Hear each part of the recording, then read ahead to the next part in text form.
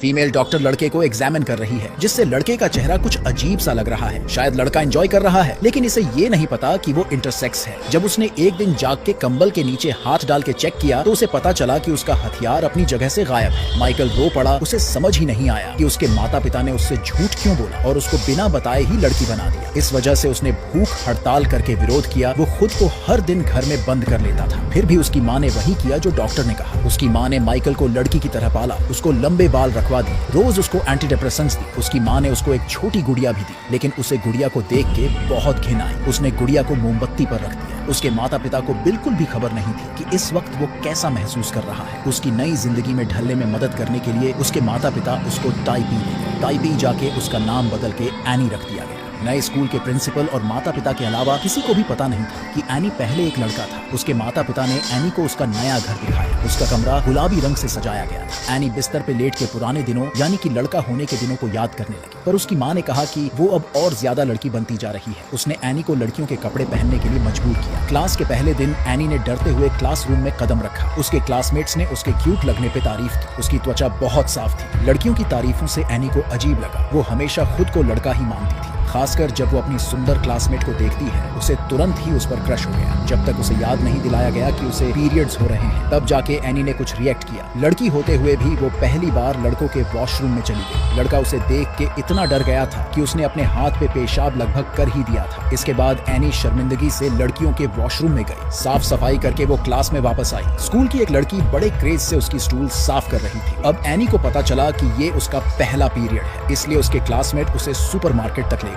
उस लड़की ने उसकी टैम्पोन्स खरीदने में मदद की। अब एनी और उसकी दोस्ती हो गई थी। वो दोनों साथ मिलकर शॉपिंग करने गए। उन्होंने मिलकर नेल पेंट किया और बालों को कलर किया। लड़की ने तो उसे कॉस्मेटिक्स का एक सेट भी दिया। समय के साथ साथ एनी को लड़की होने की खुशी अनुभव होने लगी। उसमें इतना कॉन्फिडेंस आया कि उसने अपने क्लासमेट को घर बुला लिया, और जब उसने आने के लिए हाँ कहा तो एनी ने खुशी खुशी ये खबर अपनी माँ को बताई। आखिरकार उसके चेहरे पर मुस्कान छा गई। अब जब वो बस में बैठकर बाहर गई, तब एक ठरकी आदमी ने देखा कि एनी कितनी सुंदर है। उसने अपना हाथ उसकी जांघ पर रख दिया। एनी के साथ ऐसा पहली बार हुआ था, इसलिए उसने अपने क्लासमेट से मदद मांगी। वो लड़की भी बहुत गुस्से में थी। उसने उस आदमी के चेहरे पर शराब फेंक दी। उस आदमी को बस से बाहर निकलवाने के बाद उसने एनी से पूछा कि तुम ठीक हो। इस हादसे ने एनी को उससे खुलने के लिए मजबूर कर दिया। उसने उसे बताया कि वो पहले एक लड़का रह चुकी है। जब उस लड़की को पता चला तो उसने बुरा नहीं माना और उसके राज को राज रखने का वादा किया, लेकिन उसे नहीं पता था कि एक बार राज शेयर कर दिया जाए तो वो फिर राज नहीं रहता।